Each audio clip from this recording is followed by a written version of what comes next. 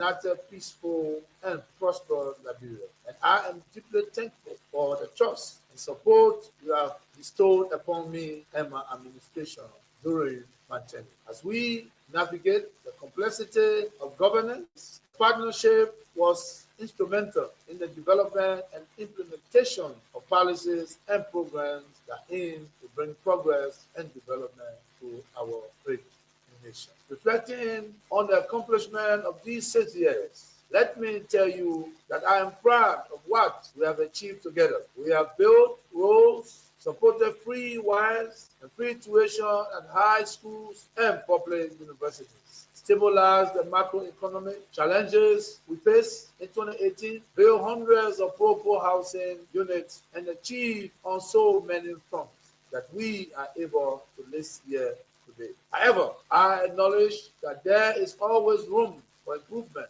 and perhaps more could have been done under different circumstances. Regrettably, some of the long-term projects we initiated did not reach completion during my tenure. I am hopeful that the incoming administration will carry the torch forward and bring these initiatives to fruition for the benefit of all Liberians. Fellow compatriots, rumors, and misinformation have played a large part in our politics over the last 6 years. It is my hope we as a country will overcome this challenge over the next 6 years. To begin this, we must start with the facts of the transition. I must we inherited. Today, President-elect Joseph Nima Buaka will inherit a stronger economy than I inherited. There is a bigger net international reserve position than was handed me in 2018. I inherited 94,999,000 United States dollars in net international reserve. And I am handing over to the next administration a net international reserve position of 222,700,000 United States dollars. This is 136% increase in the net international reserve position. The total cash balance in the government's consolidated account is United States $40,044,365.90. In 2018, my government inherited a consolidated cash position of $7 million United States dollars. The next administration thus has more resources to deal with emergency macroeconomic challenges than my administration had at its disposal in 2018. My fellow citizens, through our time together, I have still fast to two cornerstones of leadership, keeping the peace and upholding the democratic process and the root of our democratic journey. I am immensely proud that during my tenure, Liberia remained at peace with itself and at peace with its neighbor. Our armed forces, the force of good, will never turn against our own people, and the standard actions were confined to international peacekeeping mission under the United Nations. This peace, sustained by our own domestic resources, is a testament to the maturity and strength of our nation. We protected the inalienable rights of every Liberian citizen as enshrined in our Constitution. Freedom of speech, assembly, and expression were not only preserved, but celebrated. There were no political prisoners or prisoners of conscience during my entire term, a testament to the development of strong democratic institutions that are now not only hailed as competent and professional, but as trusted and credible. Liberia is now regarded as a fellow of democracy in West Africa and a shining example to the world. This was only made possible through our various collaborative efforts. I want to thank all Liberians, regardless of your political affiliation, for staying the course in helping build a stronger and more vibrant nation. As I step aside as president of Liberia, I will remain actively engaged with the politics of the country as standard bearer and political leader of the Coalition for Democratic Change, the CDC, in order to ensure the continuation of our strong and vibrant democracy. I therefore urge you, my fellow citizens, to continue to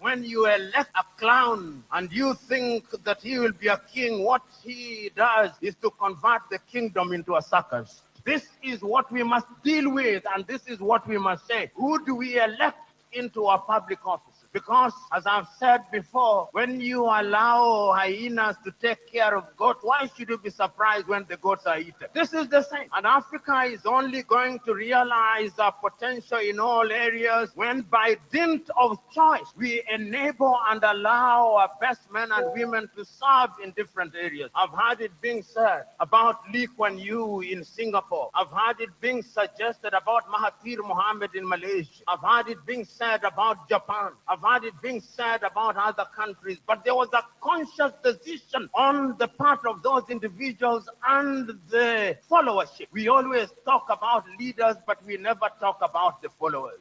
The followers must also style up. Africans on average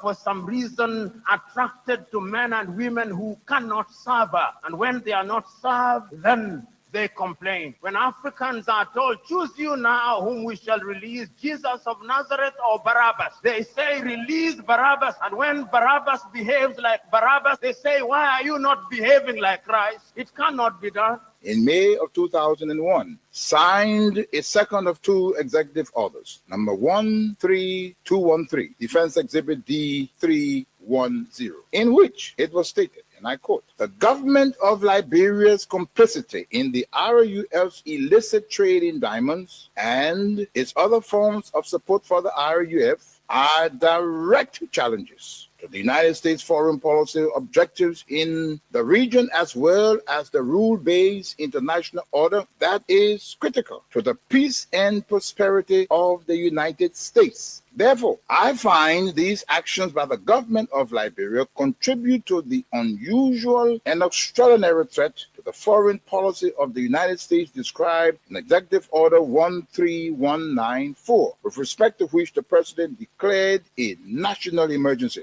This executive order did not say the alleged complicity, it concluded the complicity. The conspiracy was born, all systems put into motion, and here I stand today. I never stood a chance. This is the broader contextual matrix that regrettably did not and still has not seen the light of day in these proceedings, despite the gallant efforts by the defense to unearth and reveal the contextual framework behind the charges against me. Now, with the two executive orders, the dogs were let out, so to speak. What followed was a dispatch of the attack pack led by Lieutenant Colonel David Crane, Defense Intelligence, 30 years, prosecutor. He, Crane, unlawfully unsealed the court's sealed indictment to his handlers, senior U.S. government officials at the U.S. Embassy in Freetown, and was never held to account. The rest of the operational team are Colonel Brenda Hollis, Defense Intelligence, CIA, U.S. Air Force, Senior Trial Counsel, and Armed Prosecutor. James C. Johnson, U.S. Army expert,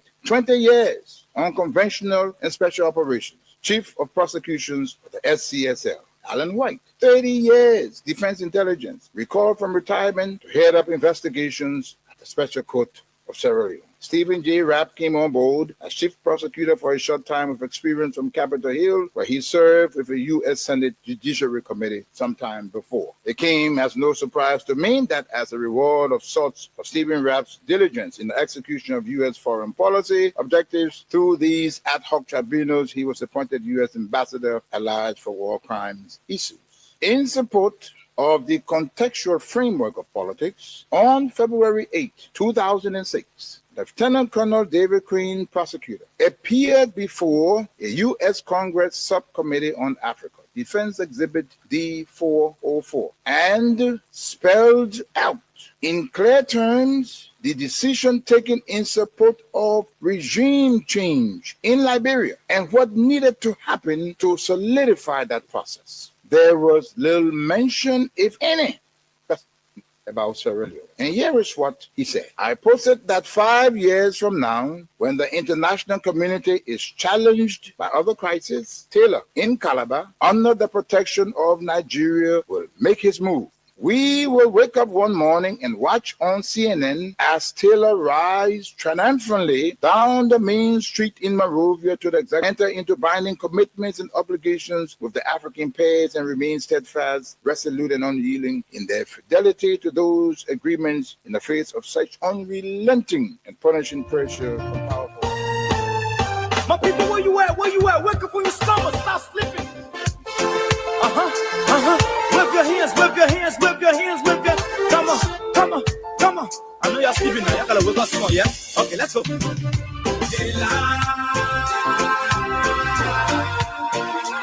people fool us. The people lie to us. The government betray us. So much. I said they lie. The people fool us.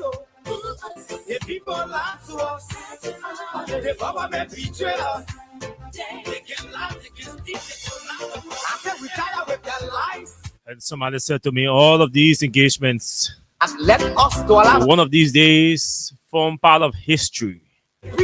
And there will be references made by the bad doers or the doers of wrongdoings, the victims of wrongdoings. They all will have their accounts to give tomorrow to our predecessors. And those who are going to succeed these generations will also have their own accounts to give. But at the end of the day, we should all bear in our minds that history will remain stubborn. The facts will remain unchangeable. The realities will remain stuck on the walls. And the writings will account for all of our activities and our actions. So those of you in power today, those of you in positions of influence, those of us who have our different skills and different platforms that we can use to contribute to society, societal growth for that matter. The onus is on us to choose our decisions wisely, to use our cases, to use our capacities, wisely, to use our influence wisely, influence the society and decision for the betterment of our country is important to honor note. On this note, I'd like to say a very, very pleasant good evening to all of you across the country. Good morning to you, good afternoon to you, good evening to those of you in the diaspora, our friends, our fans, our followers, our critics, and even those of you who do not like the things we say and the way we see them. It's good to have all of you joining us tonight on Freedom Hard Talk. Yeah, we talk the hard issues with a deep sense of nationalism. Tonight, something important happened today at the House of Representatives. And tonight, we want to spend time placing emphasis on what transpired. And to do that, we hope to speak with all of the parties involved tonight, including the office of the Speaker of the House, the leadership of the Legislative Press Pool. They issue a statement which we are going to read. And probably one of two legislative reporters who were in session today when the statement from the Speaker was made. This is our own. We spend 1 to 2, 3 hours talking about other people's activities. When it comes to our activities, we give less attention. And so tonight we will talk capital building. We'll talk media protocol. It's important. Just the other day, it was Joe Bracker's video being leaked or published on Facebook with his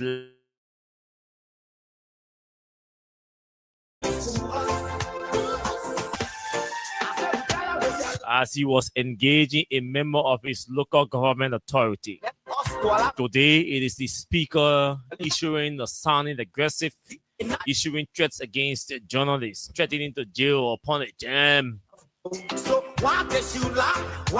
What is the standard media protocol that we should be familiar with when we are covering these VIP activities? It's important we talk about these issues because they concern us too. We will provide you update about the Capitol building arson case involving former House Speaker Jonathan Fonati Kofa and his colleagues Dixon Sibo, Abu Kamara, and Jacob Debbie, along with other suspects. So yes, this show is proudly sponsored by Crime Stopper Liberia of Omesim Sion, and we're in partnership with Win Liberia. Let's take a break from our sponsors and our partners here. We'll come back. We'll go through our discussions tonight. My name is Austin. Stick and stay. Don't go away. AFL is getting ready to recruit, qualify, and interested Liberians to join the army early 2026. Chief, thank God, we have been waiting so long for this time, Tapla. Let me call my children Krubo and Wimanga, yeah? But wait, the AFL is not just taking anybody. Why you me again? Chebo, the recruitment process is free, yeah? No money business. You have to be a Liberian citizen from 18 to 35 years, be a high school graduate or college student, and must have your WAEC certificate. The AFL people say no WAEC certificate, no Johnny AFL, yeah? You must be physically and mentally fit. It means be well and strong, yeah? You must not get bad human rights record, criminal record, or other bad behaviors.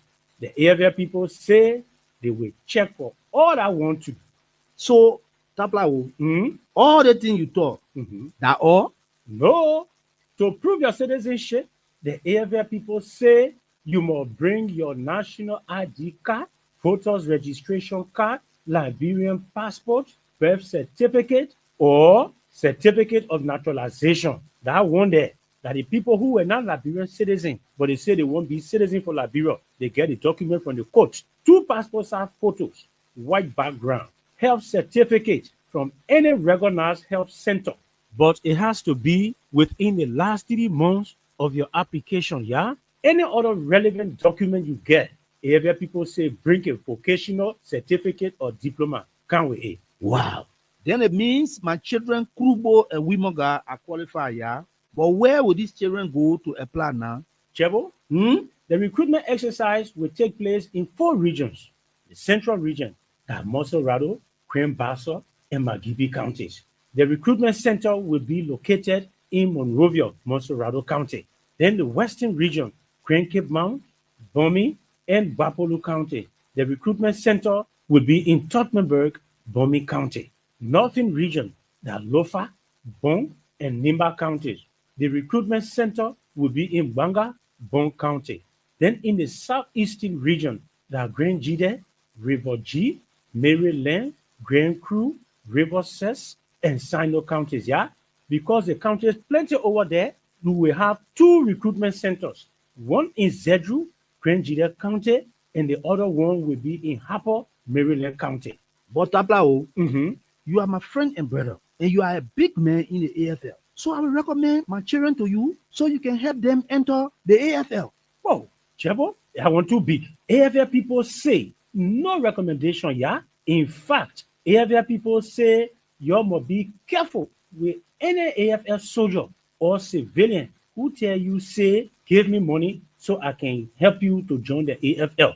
That one there part, that lie. AFL people say, whether you AFL big man or small man, if you recommend anyone, they will sack you from the AFL and disqualify that person, yeah? The high command of the AFL assures the public that the recruitment process will be strictly based on merit, yeah? A message from the Armed Forces of Liberia. If you're ready to go, if you're ready to go. Thank you so much. Let's okay. Hello. I want to talk about violence. More violence is indiscriminate. It can happen for any reason and to anyone. Until we do something to serve the sort of vigilante side justice in this country, none of us will be saved. My Liberia is Liberia of hope. In my Liberia, it is possible. Violence is not part of my Liberia. Violence leads to property damage, injury, or even death, as we have seen in recent months in several parts of Liberia, including Monrovia. Talk to people in your community about violence. Stand up against mob justice. Be a community hero. Liberia is all that we have. We must all unite to uphold the rule of law. This is Old Man Sam Sion, your community crime fighting partner. Thanks for listening. This is Old Man Sam Sion. Okay, thank you, Omen Simpson. Thank you. The Omen Simpson is the pre-birthday man. And there are too many pre-birthday people. You know, tomorrow is the birthday of Austin Kawa Jr. And on the 29th also is the birthday of Austina Kawa. You know, Austina and Omen Simpson are born on the same day, November 29th. So I'd like to say happy pre-birthday to all of you. This whole week, the shows in fact are dedicated to all of you, Austin Jr., Austina, and Omen Sam Sion. Venetius Junior Bar, welcome Juju Onwe, George Kuhn Jr., Tatas Ghibli, Khanes Kane, Henry Tool. Welcome all of you to the show tonight. It's good to have all of you joining us here. The show Musa Sharif, Claudia Allison, Agatha Glasgow, William W. Wulu. All of you welcome Moses Besse, Peter Wande, Marcus GD, Anthony Wigan, Mary Tooley, Carnage said, what's going on with the show via radio? The show is live on the radio, Carnage. Melvin Brown, District 14. they may catch me today. What's up, Comrade? Trawale Kim is also joining us tonight. Peter Jala from Magibi, Asada Mela, Paul, Jasper, all of you tonight. Venetius Junior Bar, KOK Mohammed Sharif. Welcome to the show. All of you, it's good to have all of you joining us tonight. Let's go quickly. Tonight we reduce the time to 10 minutes. We apologize because we have a lot of things to talk about, and there are other people in queue waiting for us to talk to them tonight. We don't want them going to bed. So normally the pattern of the show is we start the conversation with you in the audience. So we allot 10 minutes to you to hear from you what's on your mind, how did your day end, and what do you want to talk about tonight for the next 10 minutes, and then while we prepare ourselves to speak with while we prepare ourselves to speak with Vesely Sumo in the office of the speaker, Robert Hans, director of press. I will speak with the secretary of Legispool or the president, anybody that we can get via the telephone. But I'm very sure we can speak with the secretary of Legispool, plus other legislative reporters in our queue that we'll talk to, including our own legislative reporter, to share with us what really transpired. We also have the audio recording of the Speaker of the House, which we are going to play, and a statement also issued by the Legislative Press Pool, Legispool for short. So we have all of these things to intersperse or to sparse up the conversation tonight. But before then, let's hear from you for 10 minutes.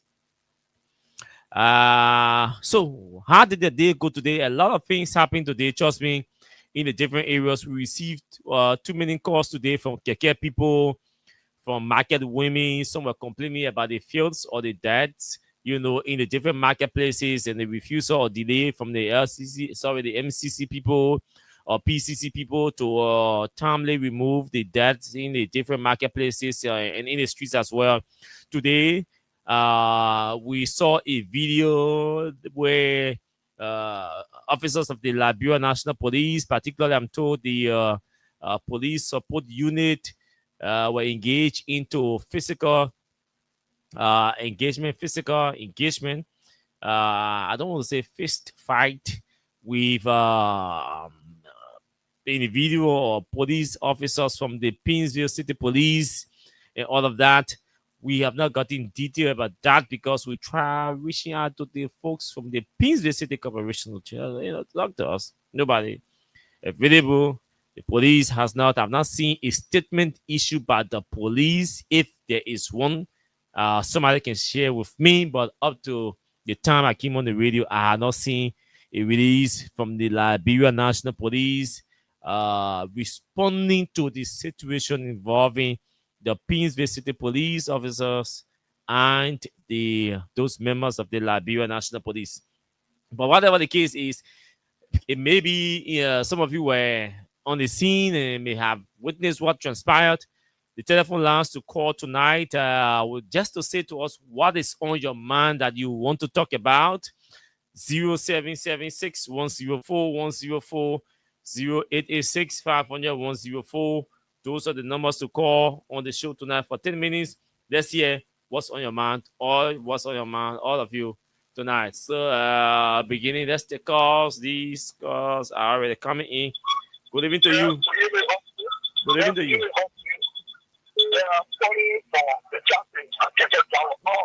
Some of our issues of riches to utterance in the process.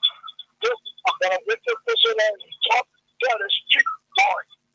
I just speak up, instead of saying the point now. I'm the simple. Some people put every 20, then you want people to just step and look at you go. I tell you things that generally, but you train people. You're talking about people from West Point. I said that anyway, that's scripture of God. You're not saying that you just so you get all of this. Thank you for the time. Thank you very much. Let's talk to somebody else. 10 minutes. 10 minutes allotted to all of you to tell us what's on your mind, and then we can move into our discussions or our discussing points here tonight on the show. Let me activate this other number from this side. 0776 104 104 0886 500 104. And then where is the diaspora line that is available for those of you in the diaspora to call? Let's talk to this person while we activate the other number. Good evening to you. Good evening. Let's hear you. What is on your mind? Tell us. Talk to us. Okay. Yes.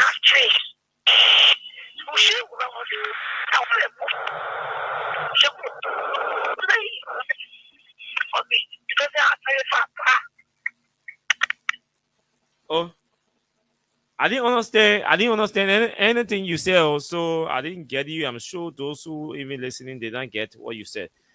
Hello. Good evening to you. Hey, Mama, how are you doing? I think birthday on plan. Oh, you born November 2? Yes, November 29. Oh yeah. Oh yeah. November 29. Yeah. Happy pre-birthday to you. So that's you. That's you, Sam Sion and Ostina. Okay. Yes, I'm back Monday. Let's hear you. So I thank God to hear this to see. No, honestly, what on my mind is that you know, for a serious problem. The thing is, men of God said to us that they cannot be paid. They will say, well, you go late. Just go to Vele today. What happened? See what happened on the Facebook in Vele. Yesterday, there were police. The other day, the situation and TA. So they again in Vele, what's going on in our country? Or see what's going on in the government. Oh, no one saw in 7 years. Today, we are seeing the Waka. We saw police fighting or say the police in Vele, but they are for body pity. Or for chicken feet, I don't know. Oh, where is coming from? You know, I can fight for. You go by the say, also, I will say, they're going to get 40. I'm going to do that before they 40 copy. Market here clapping. And so, I know what deal, what would we want. So, our coffee are based on our pocket. My for us. Your people know, you know, that you are not able to put it. Thank you. Today, a capital berry. You will drag them again on day. When they report them, you will drag them. But yesterday you were bossing, and long before offices here, long before car, technically before you see that play your bedroom, now your bedroom, they talk in the bedroom. So you go to the bedroom, joy, they will put it in our company, put it. But the man will call you, and if you call you, you will go to it and change it in the pocket. Thank you. Next person, go ahead. 1 minute. Let's hear you.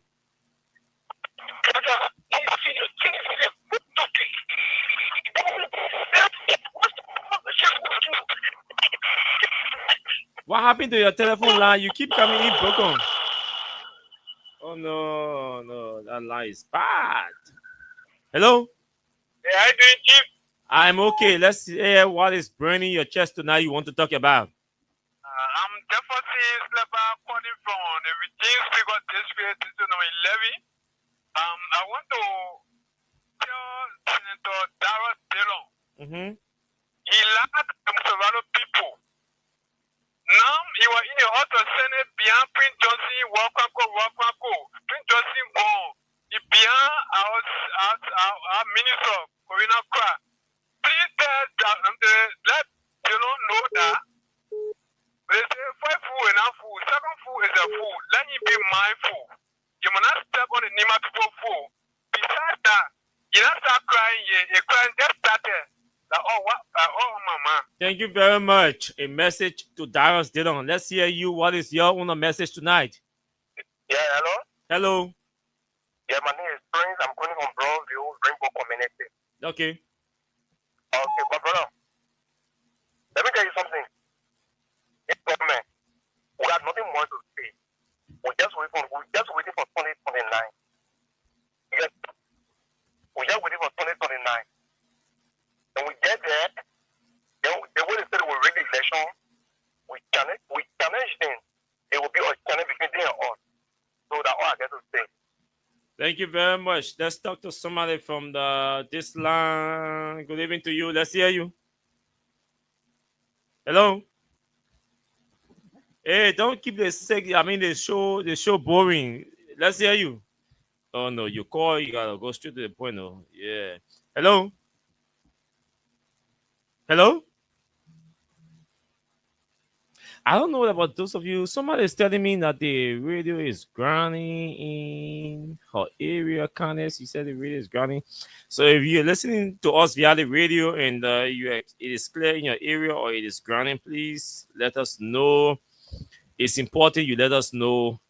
You give us that feedback.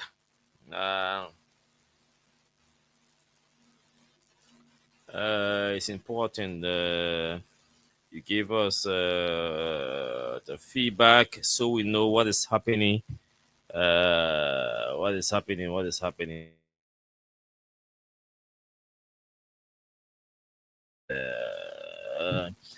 I think we have to move into our discussion. Yes, let's move into our discussion. I think there's a crack. There's something with the networks. They're talking something about upgrading. I hope it does not affect the internet and affect the live tonight. Madiu Fofana,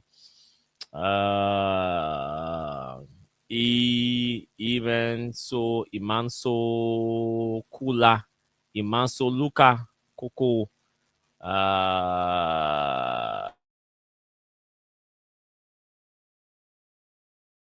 to the show, Honorable J.D. Williams. It's good to have all of you on tonight. So let's take a listen to what Richard Kun had to say today, and then we'll talk to the Secretary General of Legislature first. We'll set the pace for the conversation tonight. So let's take a listen. In case you didn't hear what Richard Kun had to say today, this is an opportunity to hear what he had to say. Okay, this is what the speaker had to say today. Let's listen to him. Okay, so listen to your speaker. Speaker is about to deal with the journalists. Warn them. Let's listen to your speaker. Open this one. So for the press, this section is not legal yet. Even if you come here with you, this section is not legal to get Koro. We are not video recording talking. You're carrying when you're dry on. We put it on Chimani. Get section was illegal. Bakoro, they told together because I started talking also. Get your, what believe it. Okay. This is the version from the Liberian investigator. Let me play that again. Listen to your speaker. For the friends, this section is not legal yet. Any you come here with you, this section is not legal to get Koro. We are not video referring to talking. You are carrying for your prior. We put it on Chimani. This section was illegal. Bakoro, they told together because I started talking also. Get your, what believe it. Okay, let me play this again. For the friends, this section is not legal yet. Any you come here with you, this section is not legal to get Koro. We are not video referring to talking. You are carrying for your prior. We put it on Chimani. This section was illegal. Bakoro, they told together because I started talking also. Get your, what believe it. Thank you. He said the session was illegal. The session will become legal when they reach or get a quorum. So everything they were talking there, they don't have a quorum, so the session is not legal. If the journalists go ahead to record anything, can report it or publish it, they will jail them. And you say, if I put you in jail,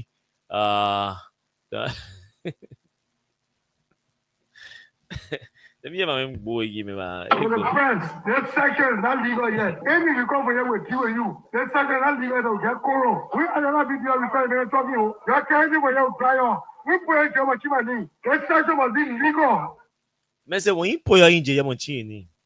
Bakoro, they told together because I started talking for your prior. We put it on Chimani. This section was illegal. Bakoro, they told together because I started talking also. I really could talking quorum today. Quorum.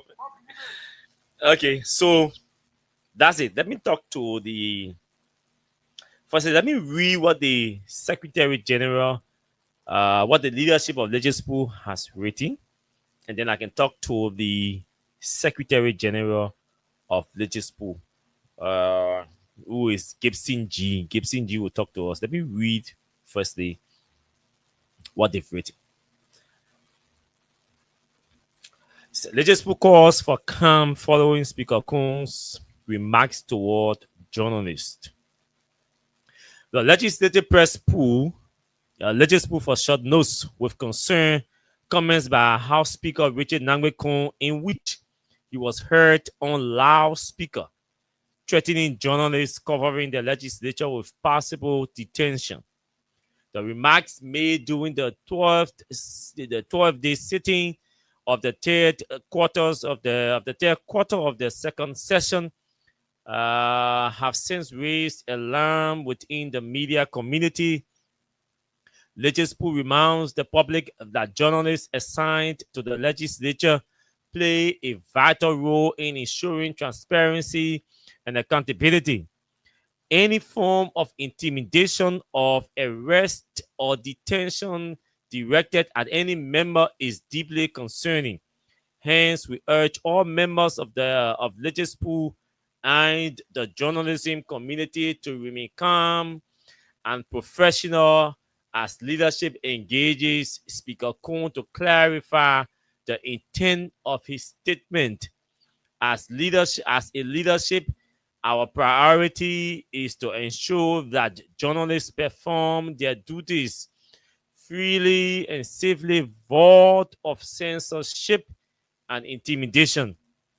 Legispo reaffirms its commitment to protecting the rights and security of all reporters on Capitol Hill and calls on relevant authorities to uphold press freedom. Signed, Gibson G., Secretary General, Legispo, approved by Emmanuel T.J. Corley, President of Legispo. Let me go to the telephone line and see whether I can get to speak with Gibson G. Firstly, what's happening? How come this call did not go through yet? Let me see what I can talk to Gibson G from here. Okay. G, let me get it over here.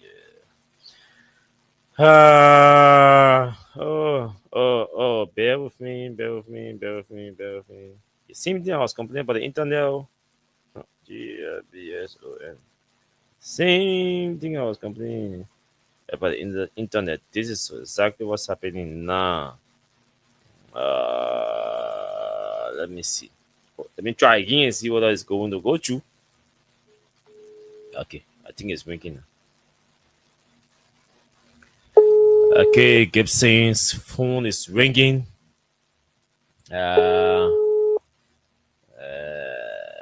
Gibson's phone is ringing. Let me. Let's see.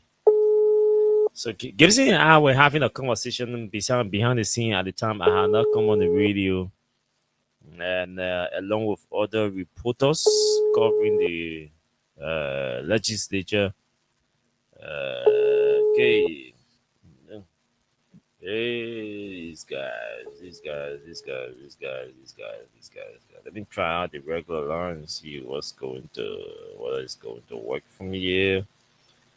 Let me try and see whether it's going to work from here. Okay. Let me see whether it picks from here.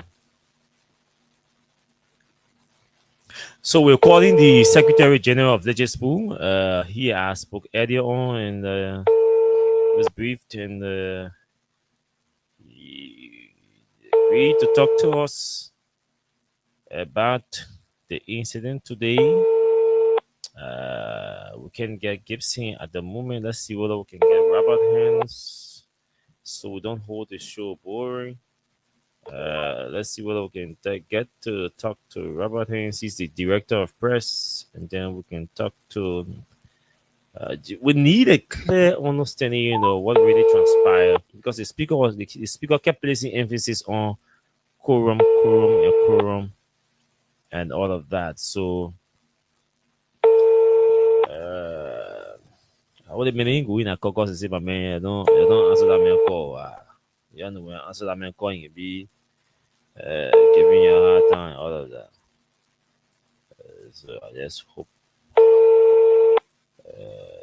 Okay, so the director of press is also not answering. Let me try Vesely Smo, who is the media advisor to the speaker as well.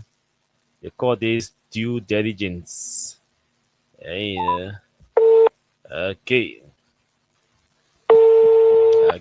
They call this one due diligence. So let's see whether this young man from Bannersville will pick his call, who's directly in the office of the speaker and advising the speaker on media press activities. Okay. The people say we can call people here, we can get ourselves of the story. But we can have the conversation far behind the scene. Can the video calling? I think they didn't see in the call. Okay. Okay. So, me, I already got something to talk. I already know what I want to talk. So, we're just giving it the benefit of the doubt. So, the people say there's a reason why. They say, why media people can promote their own media thing? Please, spend time talking about it. These are some of the reasons. Yeah, because the media people say can push themselves into a space that makes it appear like they are compromised, which is not a good thing to do. So let's try and let's try Gibson again and see whether he's going to pick. If he doesn't pick, fair enough. We speak to one or two reporters, including our reporter. Then we can go into the discussion and say what we want to say. Okay, so it's okay. So let's talk to. Let's try this number from this other person's end. Okay. So. Okay. Probably the guys are busy on other platforms too, so it's possible when they're done. Okay. Okay, so the same thing I was saying. Probably they were busy on other platforms. So let me try the secretary. I see he's trying to call me back or text me. Let me see.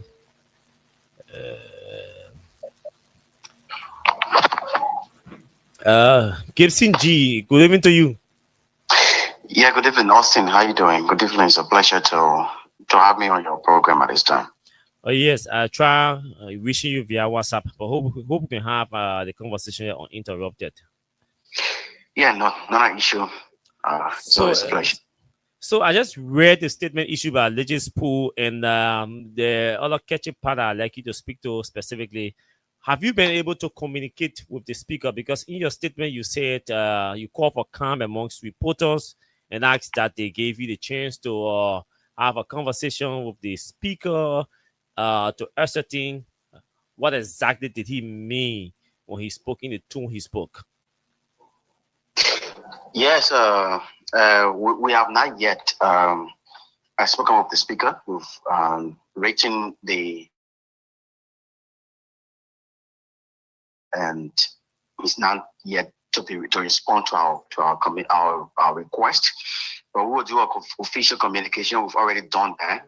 It's just to draft it up to the speaker's office on tomorrow. And we've written him. We've written the Director of Press and Public Affairs at the House of Representatives, Ambassador Robert Haynes, informing him of the situation. We've had conversation with him, and of course, we've written the members of the House of Representatives, the Speaker's Office of Independent Media, the department. They yet to respond to us, but we'll do an in-person communication drafting tomorrow at the office of the Speaker on this entire situation, Austin. I know you have your latest chat rooms. What are some of the emotions? To what extent the emotions have grown, and what exactly are you doing to calm the situation until you can have this interaction with the office of the speaker? Yes, like I said, in the chat room, like it's just obvious. You will have the kinds of emotional, remarks, comments coming from colleagues of ours who believe that our statement seems not to be too strong as per what they think of. But again, we are leadership. We not want to be reactionaries. We want to engage the process because we feel like reacting too harsh will not solve the problem. What most can solve the problem is engagement. So in our chat rooms, and even some of our colleagues have reached out to us through calls and SMS and text messages, saying that the statement should have been more stronger than it is. They believe that the statement was not more strong to be directed at the speaker, but the statement we released was not to go direct to the speaker. Is to we condemn the statement, like we said, is alarming, is concerning. We note what he said, what was said loudly on the speaker. But again, we have to engage the entire situation with caution. We don't want to act too reactionary. So we were so calm with them. So some of our colleagues had issue with it that we should have said, the speaker, what he did was wrong. We'll have to pour blood out on him. But again, we have to take it one step at a time. Remember, Austin, this is the head of the present government of our country. So we have to engage in those things professionally, not with emotions, not with sentiments, and professionally. That's why. Don't you think that's why these statements of such coming from the head of the legislature should not be taken lightly? As it is being viewed by some of your colleagues. Like we said, Austin, engagement is not weakness. I think that's one thing we should understand. The fact that we said we will engage with the speaker doesn't mean that's our weakness. It is a due process, right? You cannot deem accountability from the speaker without first confronting him formally. That is how institutions there's not much operation going on. We are engaging him formally to confront him. Before we don't want to be reactionary, like I said. So in the case where the speaker says to you, "Oh, Mama, you did me. I didn't mean any harm. You forget it." What will you do? And then leadership sits back and to go back to a board and decide the next course of action. The fact is, it's not about just going to the speaker and he's saying, "I don't mean harm," because his statement, the tone in which he spoke, tells you that that's not something to say, "I didn't mean it." Is the reason we have to confront it is because most time colleagues of ours, we don't want to denigrate any of our colleagues, is that people tend, especially at the Capitol building, people just enter the building in pretense of being journalists and display ID cards, even though to the extent they don't have accreditation to cover the House of Representatives. Now, Gibson, let's go to the real issue in the chamber. Were you in session today when the incident transpired? Yeah, most definitely I was in session.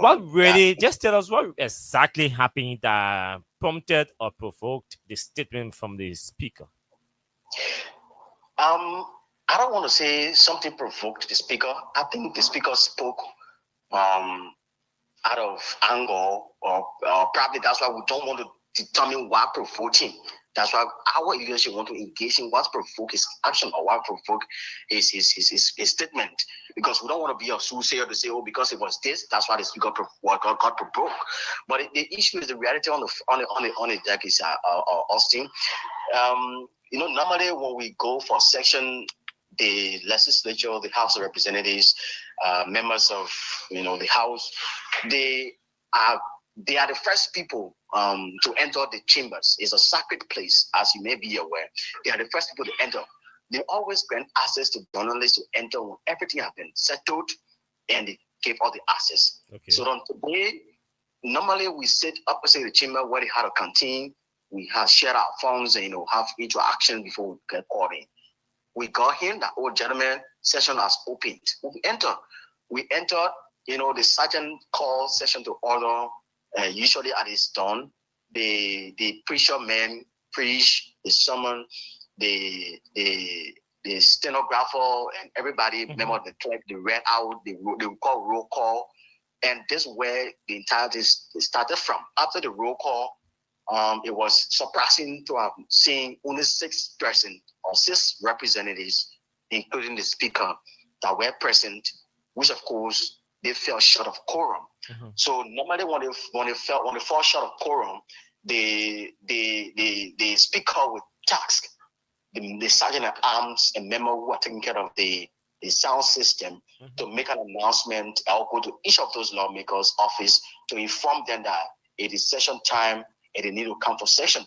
So that was done. The speaker has instructed the sergeant at arms to go to the different offices of the lawmakers to inform them that today's session, you have to come for session. So while the sergeant at arms were going to the different offices to inform the lawmakers to come for session, there were normal cross-flow discussions or conversations that lawmakers were having. Usually that you do have. Which means session was already open because it had already been called to order official and there was no adjournment made. Yeah, the fact that the session was called to order, it was already open to the public. So we journalists were there, and even other observers, those from from NAMUD, because NAMUD have, they are observers, covering the house that normally go there. They were already in. Other people were already in. So they were only waiting we were only waiting for the lawmakers to come to read the agenda and then adopt it for the year for the sitting. So we were there waiting. While we were waiting, the cross-flow conversation between lawmakers, in a jovial manner, Representative Marvin Cole were telling the other guys who supported Richard Napekon, the speaker, then from the majority bloc, that those guys, normally at cross-voting men, they are roll stuff like that, during the impasse when the tear gas were, thrown in the chamber, they were all laughing about it. We were just waiting for them to start their normal, section. So while we were laughing about it, some of our colleagues who usually have their place, we just say the press gallery. So they mounted their cameras and their tripods, waiting for session to start, and they just keep on their live coverage, especially those who are doing online television, social media, Facebook, TVs. and stuff like that. So while in the kind of conversation, the speaker saw the mounted tripod. Okay. I believe after seeing the mounted tripod, he thought that they were going live with the cross-flow conversation after session had been started officially after for the agenda to adopt. So he quickly, raised the alarm. Oh, gentlemen, press, the two were talking, we just joking here. Well, anybody other press people, that, as you heard. But do you think he could have presented it in a more appropriate way that will call for communicado of your gadgets instead of the manner he said it? And I think that's why, it was very important to have done, for his part. For members of us, leadership of religious people, we were concerned about that. That's what we say in our statement. It's concerning. He should have called Aaron Robert Himes, who's the director of Press and Public Affairs, who worked for him. For us, we're not working for him. We're not staff out of the House of Representatives. We are just some reporters from different institutions. So he doesn't, he can be dictating to you or to us, because you can't tell me, especially us in you are respected journalists and very veteran. You cover legislative politics and all that stuff like that. You can't tell any journalist from what angle to take him or her story from. Obviously. Yeah, I would journalist, I know where my story is supposed to come from. I get the eyes and the ears for the story. You can't tell me where to take my stories from. So the fact that if the way he should have said it, oh gentlemen, we're making anything we're talking, that off record. Off record, right? But the tone for which he said that, the manner in which he said that, it was threatening. So we cannot say we didn't have the chance to have met with him today to ask into a setting, Mr. Speaker, we're not working for you. We only came here to cover this legislature because you are the direct representative of the people. You from the 17 districts of the country. We're only here to cover, and we're representing our different institutions. They pay all to come here, and you don't determine what we should do or what we should not do. If you only wanted not to have these things heard or recorded, what the best you could have done after you've noticed that there was, a shortfall of quorum from your colleague when it comes for session, you have just asked the members of the press out, or every other person who were in there, just ask them out to go outside, and after you have gotten the quorum, and just ask them back inside. But we can't allow to come inside and try to determine why we should recall or why we should not recall. Quickly, I don't know whether you have seen the response from the media advisor to the speaker, our good friend Vesely Small. He posted a justification intoning that the speaker was right on point with the expression and we should disregard the tone. So in essence, what are we saying? Don't listen to the way the speaker sounded. So if you do literature or Austin, you understand what tone is. Tone determines the action of the speech. So we will not want to say because the man said it, so the way we should regard it. No, it's not that we're regarding it. That's why we take a stand. That's what we want to engage in. We will engage the speaker. Because most time, Austin, like I said earlier, I don't want to denigrate or some of our colleagues, but some of our colleagues will usually go to the office of the speaker, maybe for an assistance or some other handouts or whatever. So probably he might have had some, maybe misfeeling. And that's what prompted his action. We don't know. We don't want to speak for him. That's what we want to meet him. That's what we want to engage him. That's what we're calling for calm. I understand the frustration of our colleagues. They wanted us to have come with the kind of reporter they really wanted. Yeah, I to have similar view. I think you saw I expressed similar view in the chat room. Yeah. Until I'm getting now why is an initial softer statement we could see a stronger one coming depending on your engagement with the speaker. If now tomorrow if we send that communication to the speaker, that the first one we did just after the entire action, we wrote the speaker through his WhatsApp handle. Okay. And he saw that message. he saw the message, and you know when you read somebody on WhatsApp, if he or she sees it, you know definitely he saw the message. So we want to know. We don't want to base on him seeing the message on the social media on WhatsApp and use it for our statement. We want to reach out to him. If we go tomorrow, if we don't have the granted access, then the leadership will determine what's next. Because what we should know, Austin, is that emotion does not equal to courage, right? We do strategy. We begin to the speaker irresponsibly may not feel, it may feel good at the moment, but it can shut those the escalation and put reporter at risk. Leadership school does not have to impress. We don't want to, because too much emotion. We don't want to impress with the emotion, right? We want to act to protect. That's why we are the governing body. Okay, gifting. Orange informs you that call will be disconnected due to insufficient credit. Okay. Insufficient credit. After 15 minutes, my credit 15. Well, let me see. I have to reach out quickly. Okay, so Let me just conclude with Gibson. Thank you for calling back. So let me just end. Like I was saying, if the expectation is that they wanted us to respond recklessly to gain the applause, then it is not leadership for us. We will continue to act in ways that strengthen the institution, safeguard journalists, and maintain access to the legislature, because that is what legislature were created for. We want to remain united. We want to be informed. We want to remain guarded. We understand the emotions, the sentiment that are attached to this entire thing. But one thing we should know: legislature is not a government PR. That should be fact. This leadership is not here to defend the speaker. The magistrate that we won the election, we have a reduction. We've never met the speaker to introduce the leadership. So we're not here to protest somebody we never met before, to introduce ourselves, to him. The only thing we can do is to serve the interests of our colleagues. We understand that this is, is risky for our fellow members of legislature who are very vulnerable, but we have to take it a step at a time, not with emotion. Thank you. Gibson G is the Secretary General of legislature. I'm not too sure. I want to try reaching out to those individuals again. I think we should just go into. I want to talk to all the legislative reporters who try reaching out to Yanti Tukpa, who first made a post. I don't know. Let me see what I can talk to. One or two of them, because I'm receiving interest from a couple of them who want to participate on the show.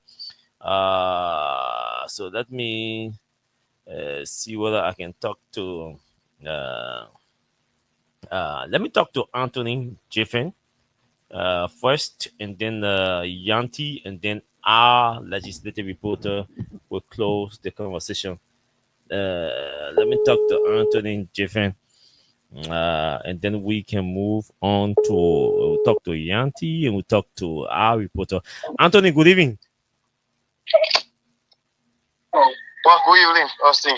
Thank you for contacting me. And Homo. So, as an experience, one of the experienced persons who've covered that building for a long while, your background is a bit disturbing. Yes, I'm trying to make some adjustment, Austin. But yeah, I think I'm good now. Sure. So, based on considering your experience covering that building, I'd like to firstly solicit your initial characterization of the presentation of or the utterance made by the speaker today. Well, thank you. Let me say thanks to all of those who are following. Now, firstly, let's leave the speaker and look at any key person, any leader who makes such a statement. Every leader will have a follower, and their followers believe in them solely. And sometimes, let's consider our society. Some of us, we act because we want to please those people we support. And so when a leader in the position such as a speaker, the third person in terms of ranking in our country, makes such a statement to journalists, that alone is life-threatening. Because if any of you record anything and take it from here and carry it. When we catch you, we'll put you in jail. We'll deal with you. If I don't do it, you're going to change my name. I'm a supporter of the speaker, a strong supporter who think that saying or taking anything that the speaker don't want to go out, carrying it out, will be detrimental to the speaker. Hey, Austin, I can do anything to anybody who may take that thing out. The speaker might have said it with no maybe bad intent, but those who are the followers, are they also taking that direction? No. And that's the reason why the statement the speaker made today, that's the reason why we should take it very seriously. The last time we had similar experience, Austin, it was when Senator Snow, you remember Senator Snow made a statement, DN News had a difference, had a side of it. Senator Snow wanted to sue DN. Now, the reporter of DN News covering the Senate, we were in session that day, and Senator Snow pointed at that guy.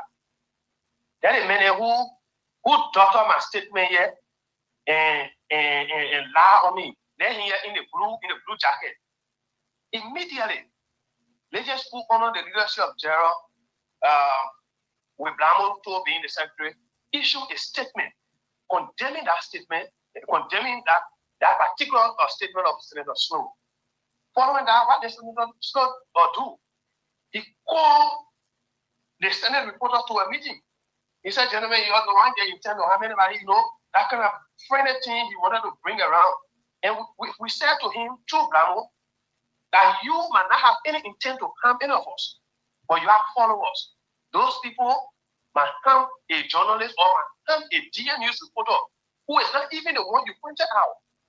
So that's the reason why we took serious exception to your statement. And you think similar action should have been taken by the current leadership? Yes, the fact is we appreciate the leadership for being very timely in releasing the statement. But the statement is not strong. Thank you. Mind you now, there are things you do or you say that will deter people. And the statement being a very strong worded statement. I was telling the secretary, I said tomorrow or Thursday, the speaker will talk to you or the president. At that point, the speaker will be speaking to you with caution. He will be afraid because he doesn't have the power to delist all the reporters. In fact, if you just do it, there will still be people assigned. They will not have the same thought to support you. You will not go to that institution to say, assign Jefan because Jefan is my friend, or you support me. No. In fact, he doesn't have the power to dissolve religious school. There must always be religious school. So, and that's one of the reasons why some of us, we took exception to the statement issued by the leadership. Well, we appreciate them because of the timeliness, but that statement was weak, very lazy, and we thought that statement shouldn't have been more. Thank you. We it's 11 minutes past 9 o'clock. We're still trying to talk to these legislative reporters. Let's see what we can squeeze in the last two persons from legislative. They are all journalists covering the Capitol building, and it's important. We gave them the chance, the opportunity to express their views, be it diverse on a particular issue. It's important we give them the chance and the opportunity to speak their minds and answer some of our questions as well. So we can do this for the next 5 to 7 minutes between there, and we too then move in, because I have a message for Richard Kuhn, not only Richard Kuhn, but all the media people in this country providing corporate, whether it's corporate communications, whether it's public communications, whether it's media advisory. It's important, so let me talk to our own reporter, the Gerald Morris. Let me talk to Gerard Morris, and then we can close. Yeah, we are going to close with Gerard Morris, and then we can move on. Okay, we have Gerard, our own legislative reporter. Gerard, good evening to you. Good evening, Austin, and good evening to our many listeners. Now, the first question I want to ask you about the incident that transpired today, I'd like to know whether you were in session when the incident, at the time the incident transpired, or whether you were around the perimeter during the incident. I was like around the perimeter when the incident I got to occur. Yeah. What exactly did you? What exactly were you able to gather that could, that you think our audience needs to know? Okay, so first of all, whenever the House of Representatives convene, right? Mm-hmm. When they're having an executive session, no journalist is allowed in, right?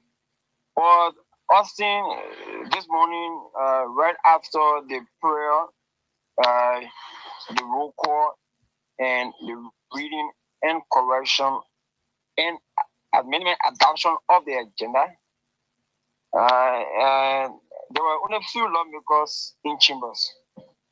So they were there having a friendly conversation. That means session was called to order officially. Definitely, session was called to order. You know, as soon as they allow the journalists in, we go straight to our positions and mount our trapos. Those who are going live will go to their position and mount their trapos. And those who are not going live will actually stay at the back and observe the session. So when the guys mounted the trapod, at that time the speaker was in flight. He was talking. He said, in his official seat and behind the gavel. Yes, of course, he was sitting behind the gavel when he ordered the sergeant at arms to go to compel those lawmakers that were outside, maybe in their offices, to come to session. They were having like friendly conversation. Those the few that were there. When you say friendly, what do you mean? Lawmaker to lawmaker conversation now. Yeah. So what session have been called? What session have been called to order, and they were having friendly conversation? Yes, of course, because there was no quorum. Okay, cool. Okay. Yeah, at that time there was no quorum. Yeah. So when the journalists started to mount their tripod, that is how the speaker made that statement that is actually circulating on the social media. What do you hear prior to the speaker making the statement? What do you hear? What do you know may have been said by some of the lawmakers that prompted the speaker to sound the way he sounded? Actually, I was not in the chambers at that time, but I'm sure you may. I'm sure you might have spoken with some of your colleagues, and they might have said something to you. What really were they? What kind of conversation were they having? Because I just spoke with the Secretary General. He said Mavico was doing a reflection, or there was somehow a strong some worded statement or expressions being made from both sides, and it was an exchange about the removal of Fonadikofa and all of that. So I needed to know what really a lawmaker may have said that prompted Richard Kuhn to say, "You don't recall." All of you are afraid to say it because it's because when you hear it outside, you put your in jail. Not that often, but I can simply say to you, they were having some conversation. Because Gerard, you can't tell me the conversation was friendly and the speaker didn't want journalists recording a friendly conversation. Or all of you are friends, so you say no. Same we're there, we're not coming talking before the speaker put in jail. Actually, no. We respect your right. We respect your right to confidentiality. To say the least, if you want to maintain that confidentiality, no problem. You're in a fraternity, a fraternal group, religious school. So if you want to keep that private, no issue. But Legispo have released a statement already. Okay, yeah, So, okay, no problem. I respect that, no problem. Let me say, Legispo has released a statement. So, but folks, let me say this. Since I have less than 45 minutes to be on the radio, let me speak what I want to say within 30 minutes, and then we can afford you the time to talk. It cannot always be the kind of hardcore politics that you all want to hear every night on the show. Yes, this is Freedom Hard Talk, but at times these kinds of conversations are essentially necessary for you, for me, and even for our country. You know why? And there are different angles that I'm going to capture this conversation from. The first angle is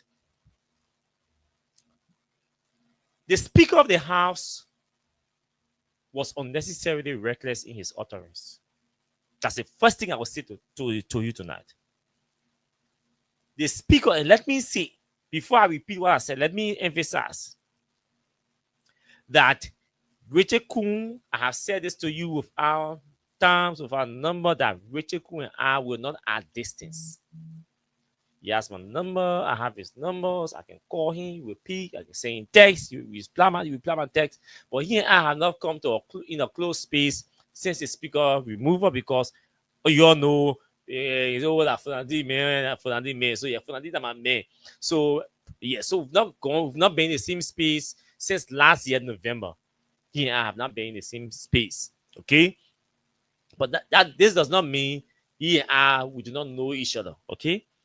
Now, so I love to criticize or critique people that I know, especially when they slip.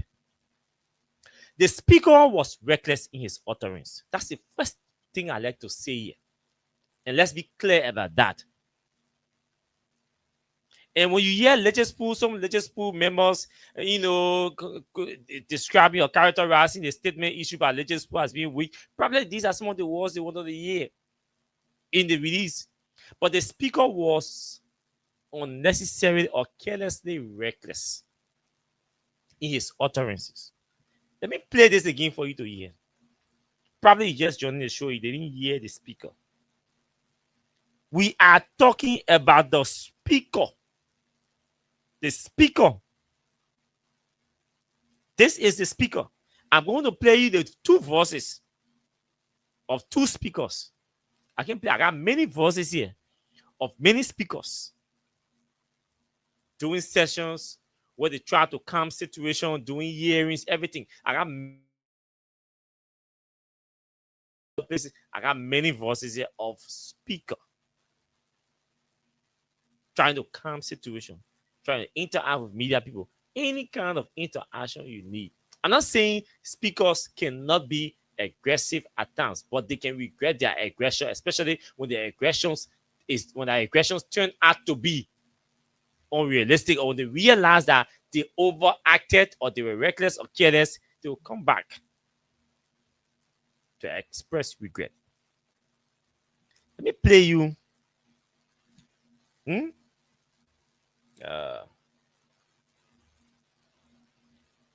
me play you this recording. Okay. Listen to this speaker. Listen to this speaker.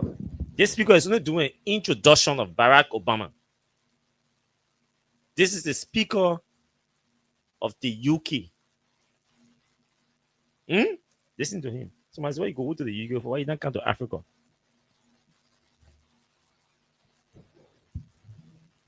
Mr. President, ladies and gentlemen, history is more than the path left by the past. It influences the present and can shape the future. We meet today in Westminster Hall, a building begun 900 years ago when the Vikings were... Okay, so I just want you to hear him. There's a reason why I want you to hear him. Because his voice His tone projects leadership. His tone projects leadership. His voice projects leadership. His calm, you see the calmness, the gesticulation, the command, the authority, the leadership. When people speak, you can smell, you can taste, you can feel leadership in their tone. That's why people, certain career people or professional people, do not overlook tuning, especially those of us who have huge experience in the private sector or the corporate world. We don't overlook tuning. It's important, it's essential.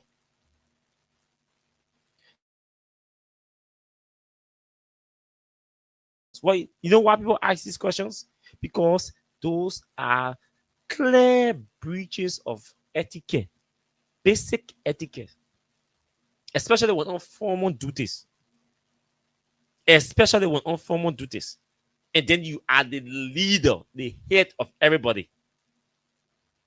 And just to ask journalists or ensure that journalists' cameras are off, and you had of the house, it did not show a lot of things, a lot of qualities. The utterance made by the speaker lacks every sense, every inch of quality that is supposed to be embedded in the voice of a speaker or a leader. It lacks everything. No quality in that utterance made by the speaker. No quality. There's no leadership quality. There is no political quality. There is nothing. Even as an accountant, as he is, there is no corporateness in his tone. The speaker, like I said, was unnecessarily reckless and careless in his utterances, and he must accept these criticisms in good faith and express or tender in an apology to Legispo and the audience. You can be the third person in line in our country, and you still sounding the Yana ball or wheelbarrow ball or coconut seller or Hataye sharp goals. You can't be sounding like Zogo. You are the speaker of the house, and you sounding like Zogo. You swearing, it's the tension. Somebody once be here, you will come in door. How can you be sitting in the chamber, the sacred, that kind of sacred seat, and you're telling somebody when you're not putting in jail, the machine? What is that?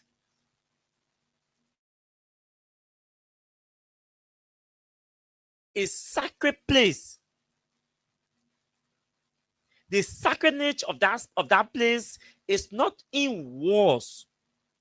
It is not in walls. It is in action. It is in deeds. When the Chewy party said these, not walls, that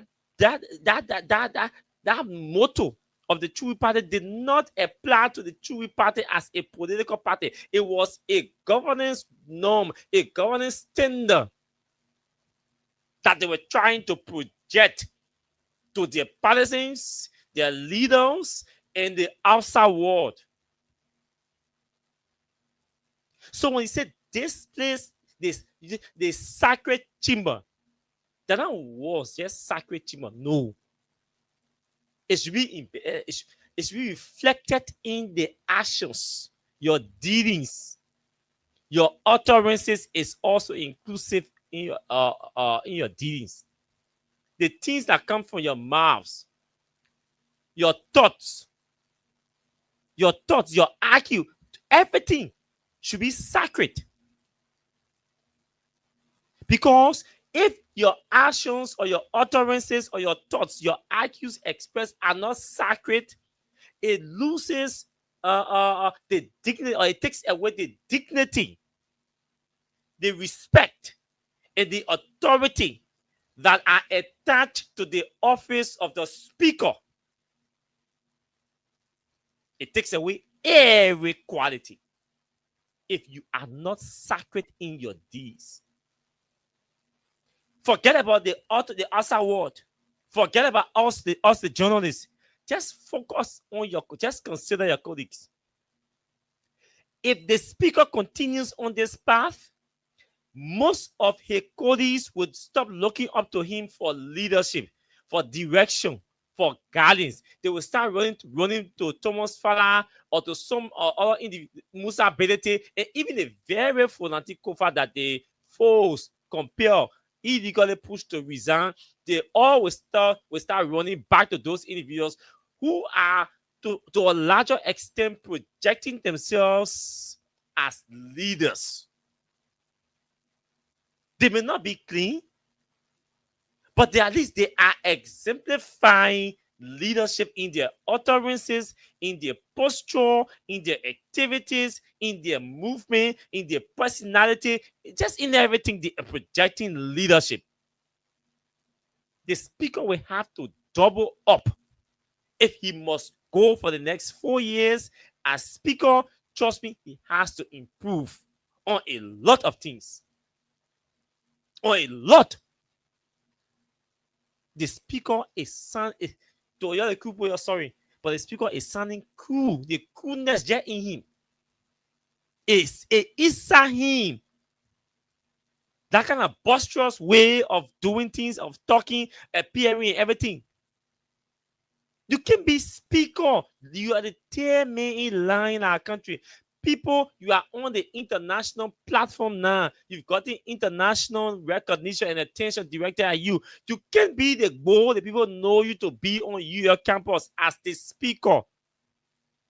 That's not changing. Don't tell people, oh, but that mean they want me to change. That mean no. Nobody wants you to change. We want you to adjust to standards.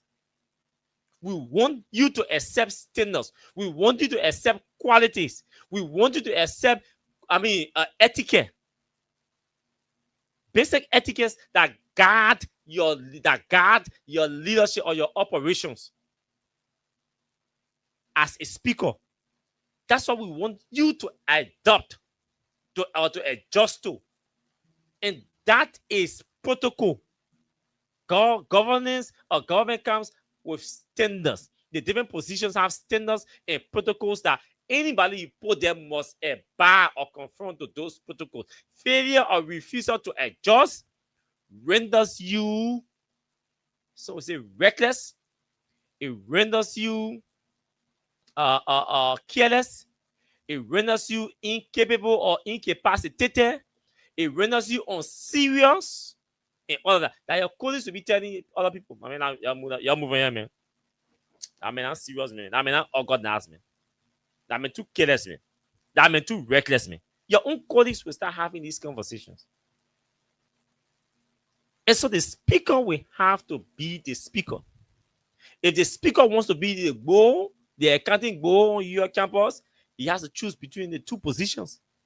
If he still wants to be the goal on your campus, then let him go be a goal on your campus. If he wants to be the speaker of the Republic of Liberia, he has to decide to be the speaker of the Republic of Liberia. He can't be all two at the same time. Listen to the speaker. You are the speaker.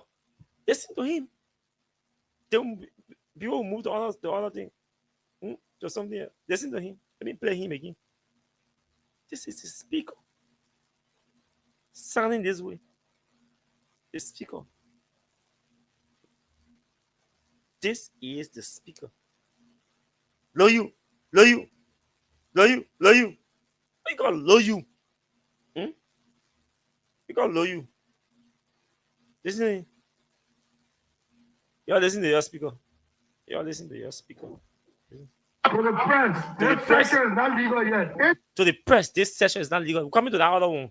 That focus, so that clear the small morning first. You come here with you.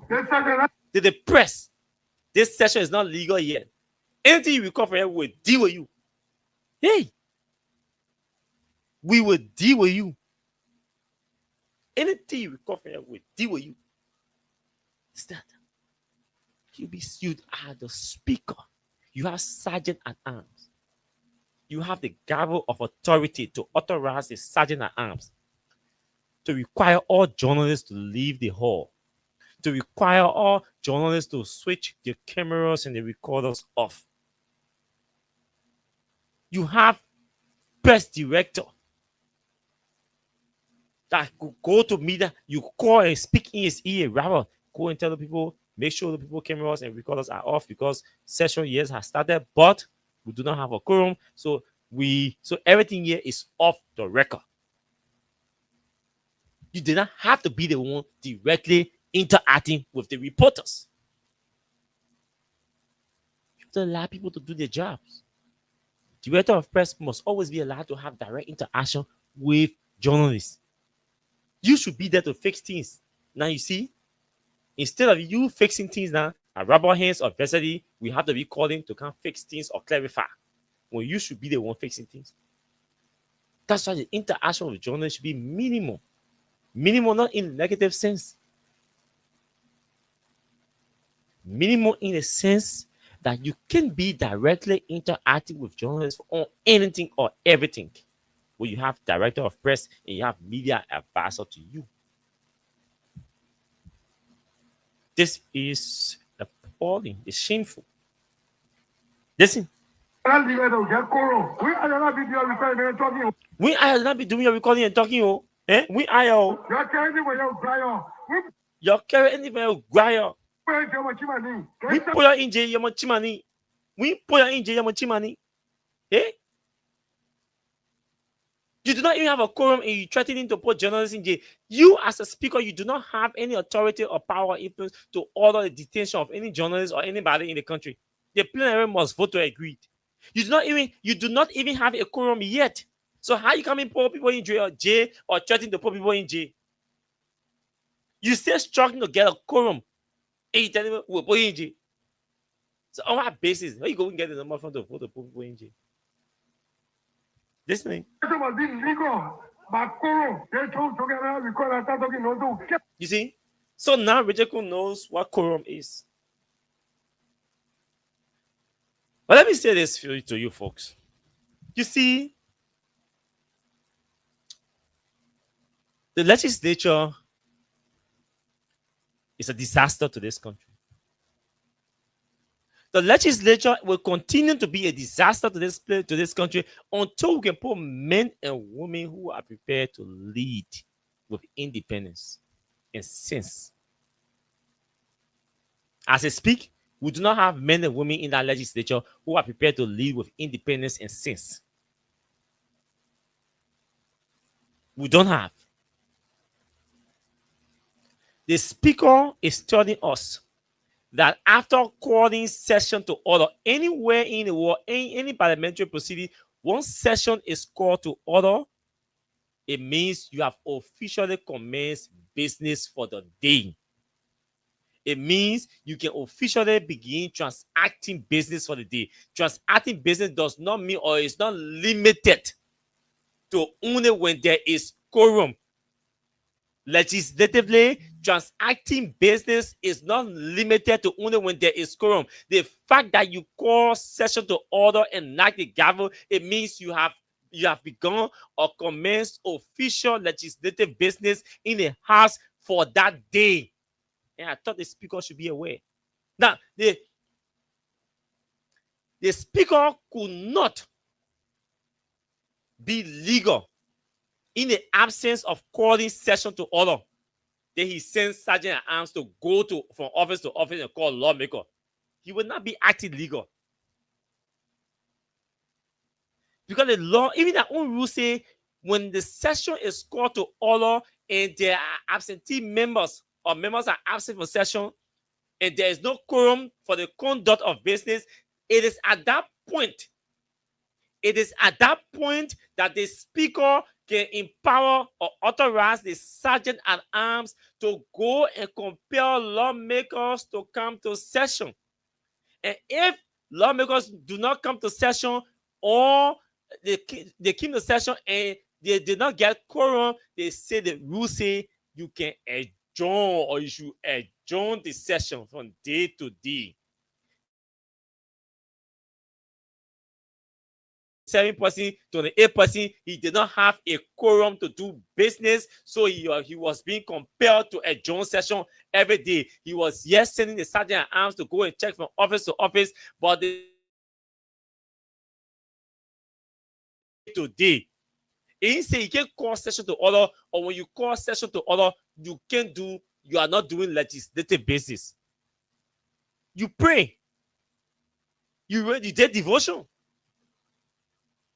It means meetings were taken on that day, and the meetings will carry that session that regular businesses or regular business was not done or conducted on that day because there was no quorum to maybe debate debate the agenda or adopt the agenda or pass the agenda. So yes, you need to conduct legislative business, but it doesn't mean that session will be discarded. It will be that sitting will be recorded as the 12th sitting, the 12-day sitting. Today's sitting is recorded in legislative history as the 12-day sitting of the 55th legislature. So you can't tell anybody that, oh, there's no session. There was no quorum and there was no session are two different things in legislative language. That authority that you use to tell sergeant at arms, go from office to office and bring people here to attend session, that sergeant at arms was operating under the call to order, the session that was called to order. That I gave you the official authority. Even you, Richard Kuhn, the governor enact to call session to order. That it is because of that, it is under that authority that you authorize a sergeant at arms to go in corporate. So session have been called to order. So the journalists were performing official duties.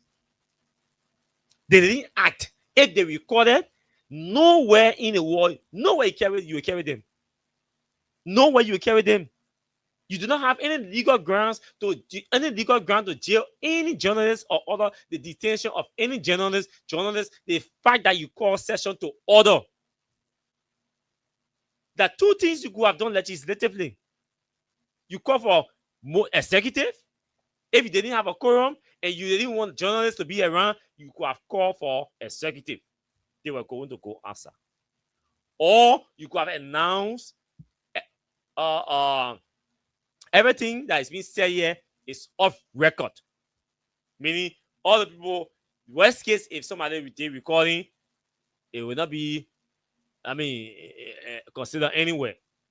So you can't publish anything official because the speaker or the presiding officer already announced that, everything that is being said is off record. So two things you could have done. The conversations ongoing are off record. Or motion for executive saying there's no quorum. Or ask the journalists to kindly excuse you because there was no quorum. When there's quorum, you will allow them back inside. That could have been another compromise. And you could have communicated that through the sergeant at arms or the press director.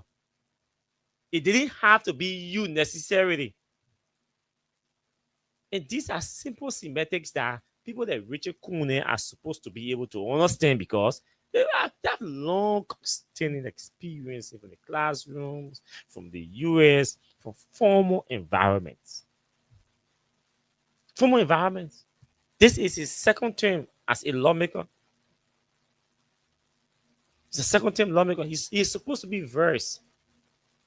He's supposed to be knowledgeable of these transactions. And you tell people, oh, there's no quorum. So it means anything to do, you put it in G. Then he's saying session and he say illegal. You are not you are not taking it for you are not doing it. That is a session. You say the people performing anything the people do is illegal. You call session to order, then you say illegal. How you call session to order, then you say illegal? Because once you call session to order and there's no quorum, you adjourn. That's why your rule say.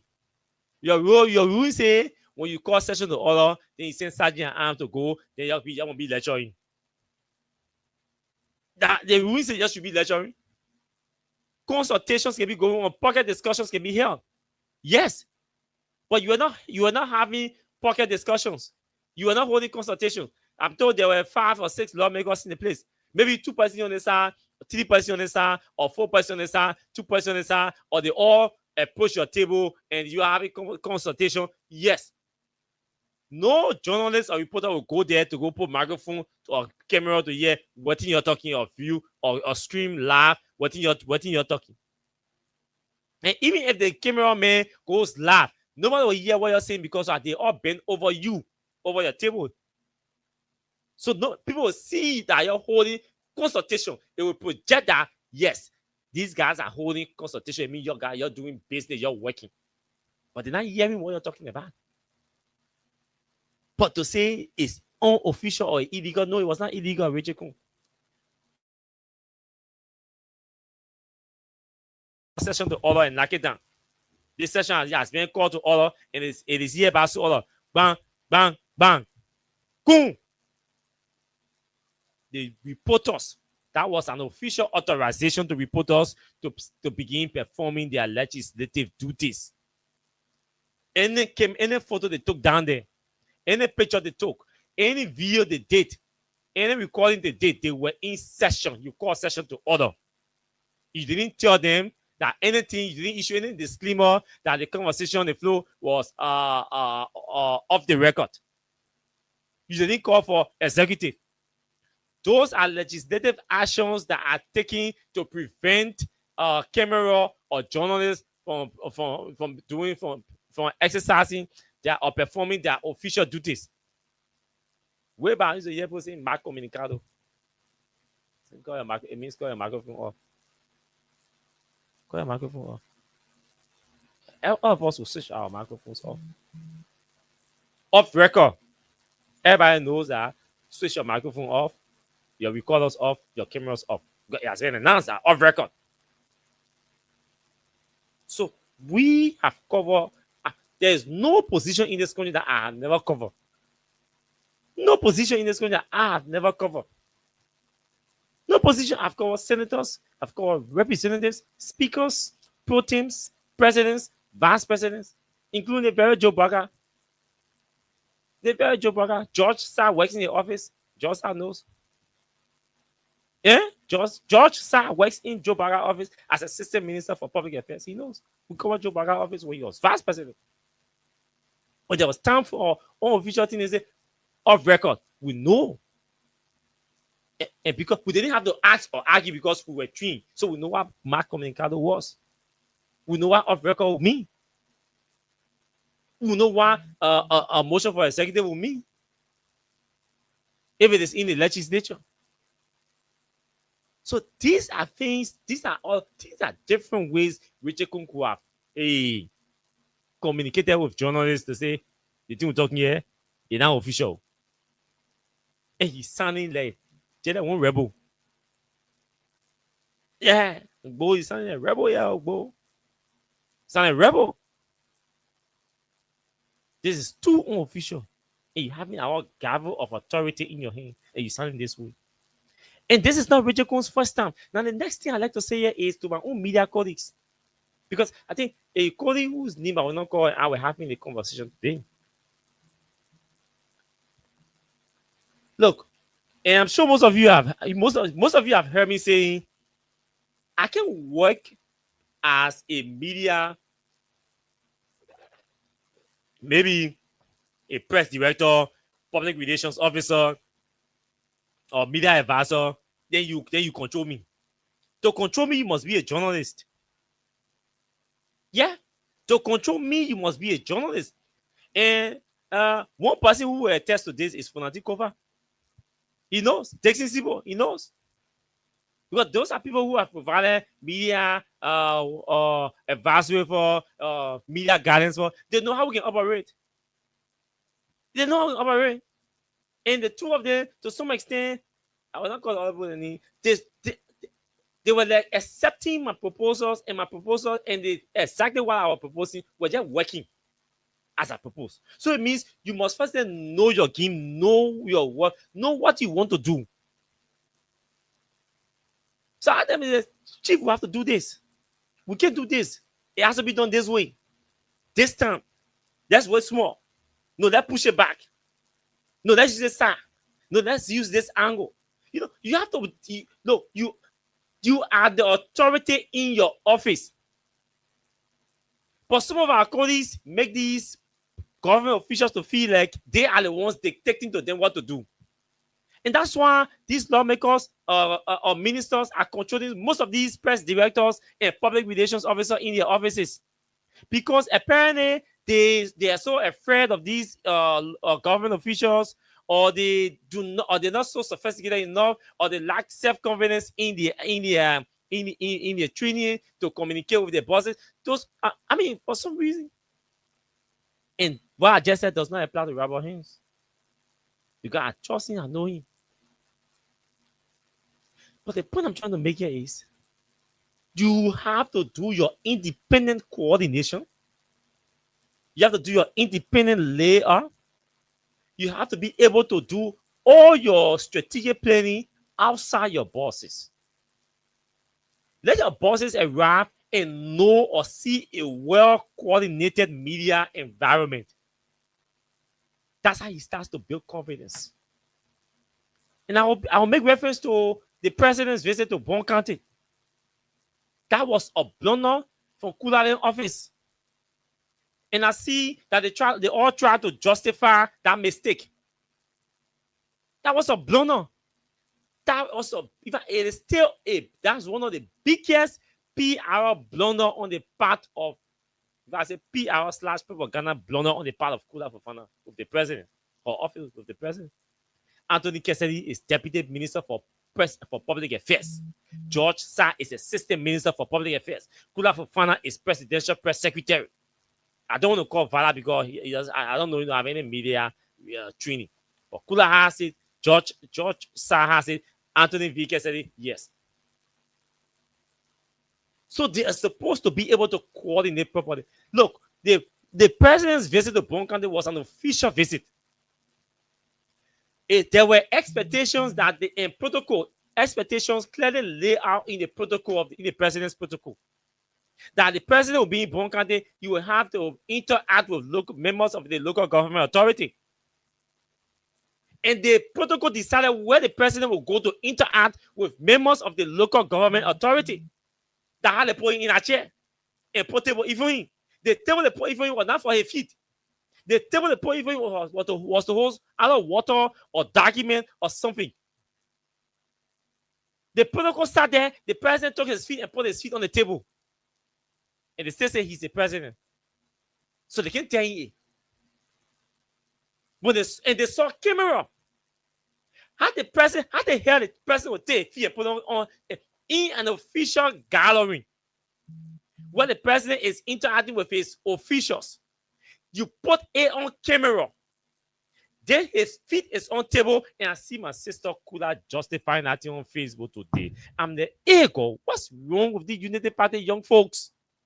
Who told you you should just intellectualize everything? There are some professional errors that are supposed to be acknowledged publicly. Even if it will cost to shift the blame as the head or as the boss, but there are some public errors that, because you know who bears the greatest responsibility? That Joe Baca. That video going outside the bureau, you think that Kula they going to be talking about? You think that Jeremy Pierre they going to be discussing? The president himself is supposed to have ethics. He's supposed to know what etiquette is. He is supposed to know that you're not supposed to sit down, interact with your official of government, and have your two legs on the table that is placed before you, not for table bottle or your documents that are submitted to you. And you put your feet on the table and I see Kula then defending nothing and justifying nothing. You think the embarrassment is for you or for the other people? The embarrassment is for Joe Baca, that his friends, his counterparts will watch that video and they will ask questions. What is this? What is this?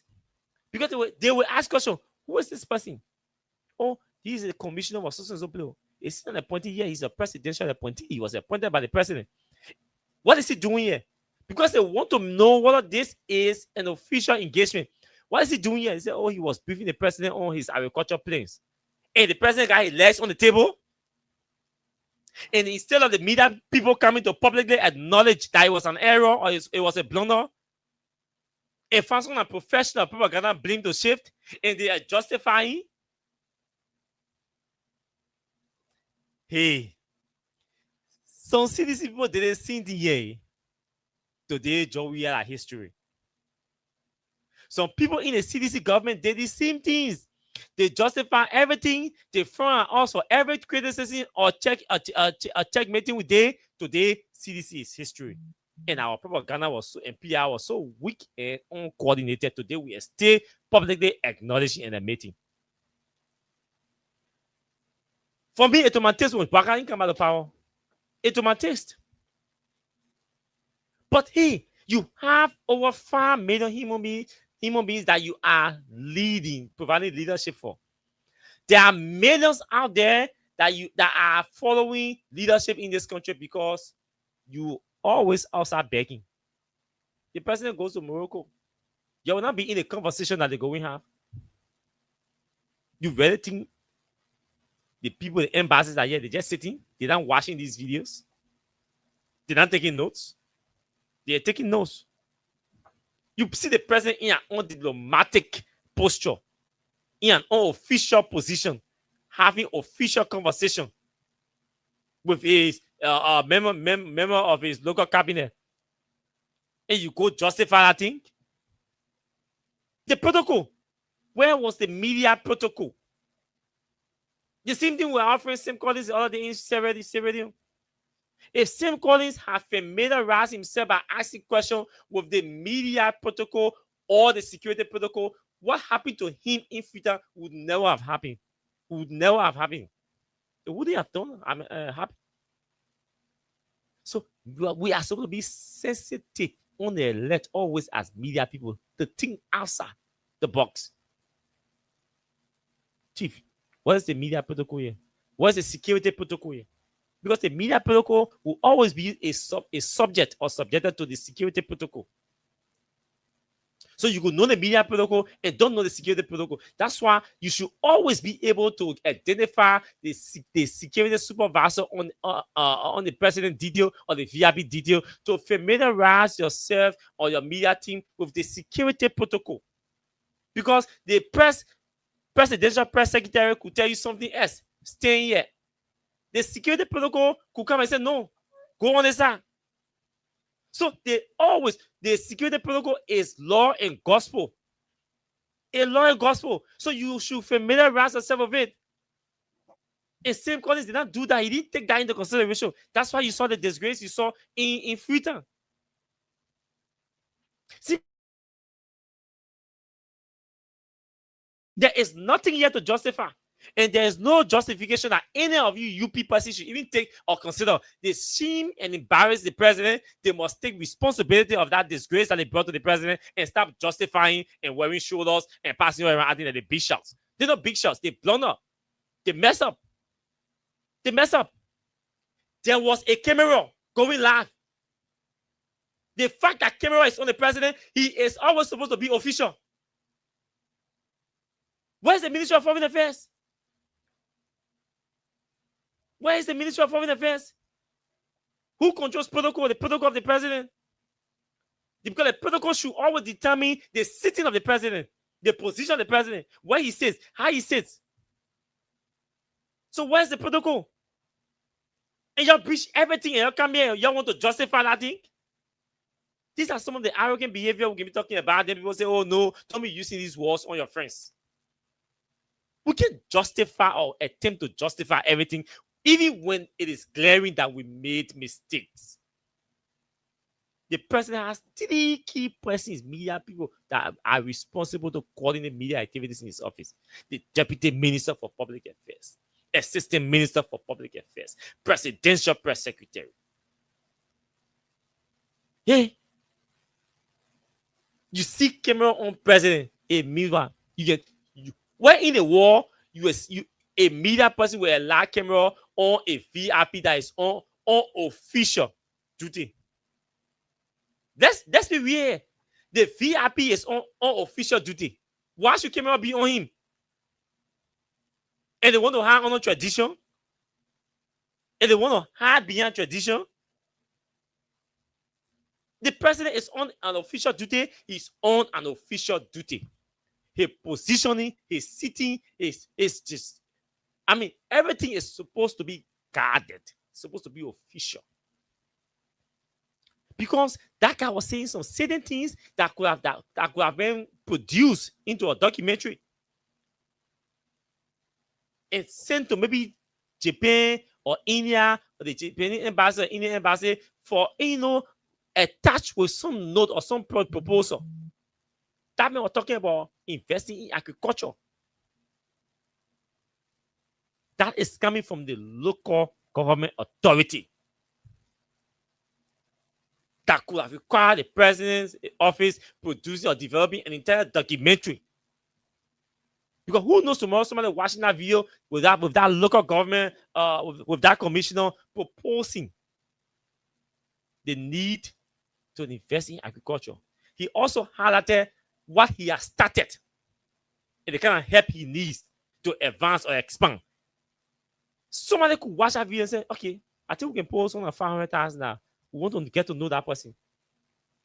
And you see that, and you make the environment or the interaction informal. Then camera on them going live. The president get 2 legs, only the president shoot dirty and all. The president keep walking there, so only shoot dirty. It's he put on the table. They are taking the picture. They are going carrying him live. And all these some people that are supposed to be literate enough are sounding so illiterate in the public and under the guise of intellectualizing their mistake or justifying their mistakes. How do you do that?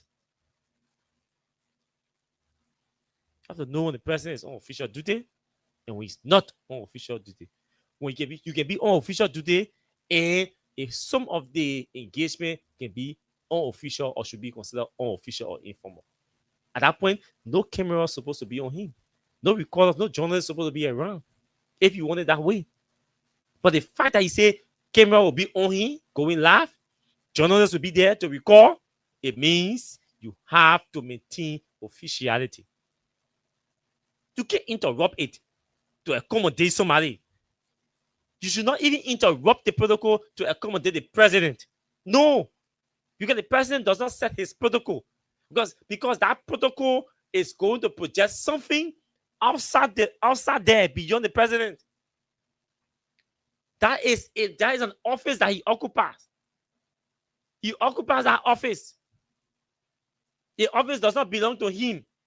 It belongs to us, the people, the country.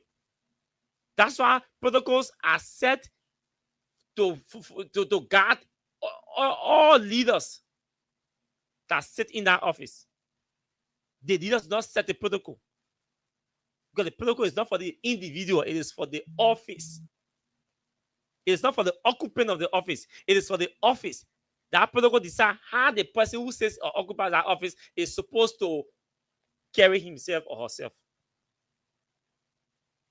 I don't know why these people do not understand these simple things. And they want to play politics out of everything. And just as I said to Kula in the media office and in the president's office, same applies to Richard Kuhn and Robert Haynes and the media folks. You guys have to be observant. That's enough quality of a media person or PR person. You have to be observant. Your eyeballs should, because you're coordinating. I see you are coordinating. You are coordinating media activities. Who are you protecting? An institution. Who is the head? The speaker. That coordination has to be there. You have a whole department. So I say, keep your focus on the cameras, on the journalists, the recorders. So your eye contact should be between the media place and your boss. The media place and your boss. Your eye contact between the media place and your boss. The eye contact between the media booth and your boss. Because you have to consistently look at your boss. Probably he wants to communicate something to you. You know, you be looking to see whether you're in looking at direction. You could win your eye, you go to him, or he could be in a position that is not comfortable, and you could be able to, and the camera guys could be capturing. You will not stop them from capturing, but you turn in a position. You see, you turn around and see your boss is not in a position that is supposed to be captured by the people. Obviously, it has already been captured. You could go there to negotiate behind the scene. Do you know what I mean? There's some photos here. There's a position that chief for in. I beg you, I don't carry. These are all part of your coordination as a media person. That's why you're supposed to be focused, attentive. Switching your habit.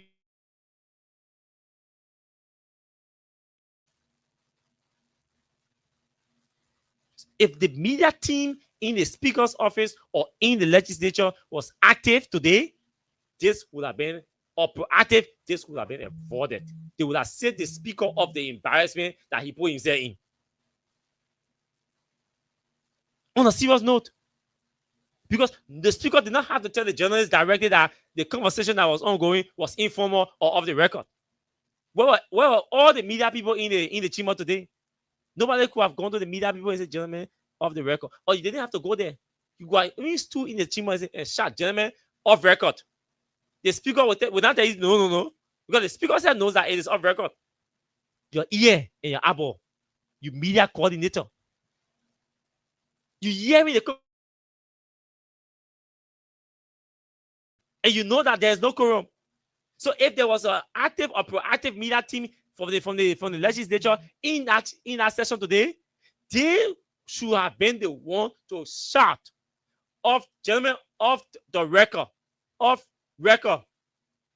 And the media people will understand. Speaker Kun will celebrate you. Say, yeah, you say thumbs up. Yeah. You have to be proactive to do your job. No, I mean, no offense to any of our colleagues, but this is the fact. We have to say these things because you see what Rachel Kwapo is saying in a big mess. The speaker acted careless and reckless in his utterances because there was no effective protocol and coordinators in the chamber today. There was no, proactive media protocol and media coordinators in the hall today. It was ineffective. The speaker said, I had to say, Jeremy, how are you doing? Nah, don't say, oh, you recall, yeah, you go to jail, you go to jail, I'm a in the door. And you know, they said, how to say, me, I've been talking my own. I have school job already, so I've been talking my own. I don't go to school. I joined the list. Yeah? If it was me, I joined the list. I don't know journalism. I go to journalism school. I do nothing. I joined the list. All of us media people that are supporting Josh, we are joined the list. All the journalists that are supporting Joe Burrow, they are journalists. They're the ones who went to the journalism schools and acquire the journalism trainings. Let's go to the telephone lines and pick 5 calls, and then we can go home. We can go home tonight. 5 calls. We can go home. Kuda Williams. I know, I know. You're right. Kuda, you are 100% right. Yeah, 100% right. But you know, at times we have to tutor these guys because we have to show that, hey, we know exactly what we're doing. We know exactly what we are supposed to be doing. We know exactly how it is supposed to be done. We know exactly where it is supposed to be done. We know exactly when it is supposed to be done. We know exactly who is supposed to be in charge to do it or allowed to do it. We need to say these things at times, Yeah, so I know, but you're right. But we need to say these things at times. When we want to do propaganda, we do it. We want to do public relations, we'll do it. And we'll not beg or ask anybody to help us. We'll consult, we'll coordinate, but we'll not go there. We will not go in our room as novice. No. So let's take 5 calls and go home. 0776 104 104 0886 500 104. Plus 231 886 500 104. Since we're taking 5 calls, we'll make it 6 246. 3 phones here. So we'll take 6 calls and go home. Okay. This person, good evening to you. Hello, Mr. Hello, how are you? Yeah, this is Lila calling from Bavim. Okay, Lydia, go ahead. Yeah, thank you for the show, bro. Since the president getting power, like the last 3 weeks, what to do? Why? You don't get power, but then I say, today they put it, they go to the prayer era. They come and rest of people on the 70 pounds, and just about more money. Yeah, because people are wrong way now, they getting serious. Very serious. It's awesome. They don't want to take me off balance. There you go. You're talking about sleeping with hunger. That's the least thing that's the least thing that's supposed to happen to a human being. That you go to bed with hunger. No, that's the least thing, man. 0776 104 104. Let's hear this person. Good evening to you. I'm fine. Oh, yeah.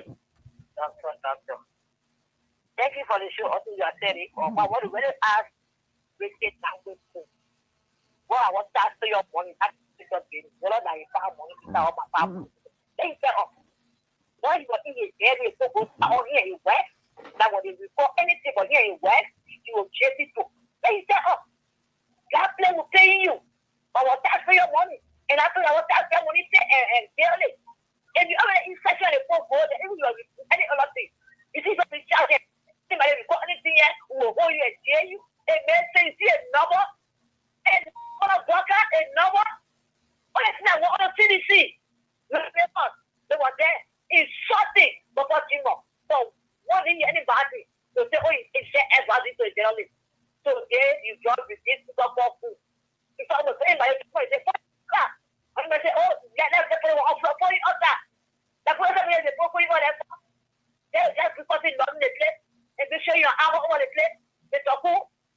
One no whether you're sitting place, that why they're there, we let know. Why was we let know? They say, so what happened to the to eat? Just asking what they ask you. Let me respond to my question. Thank you. Thank you very much. Let's take the third caller tonight on the show and see what is happening here from this end. Good evening to you. Let's hear you. Hello. Oh, my 5 minutes gone. So I can take call. I wanted to steal the 5 minutes, and my 5 minutes are exhausted. So yes, I have to go. I want to steal that 5 minutes. Yeah.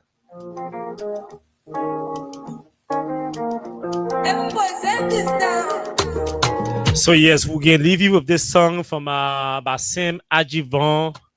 Because this one's we suffer. We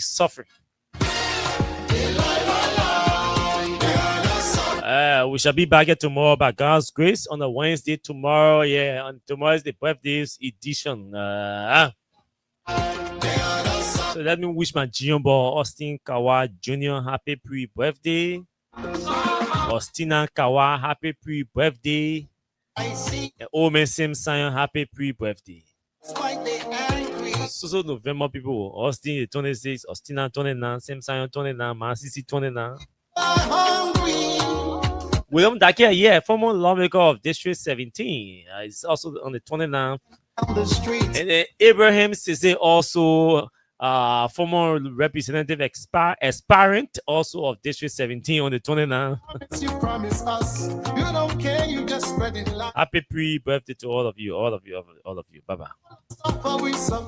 We never see this one before.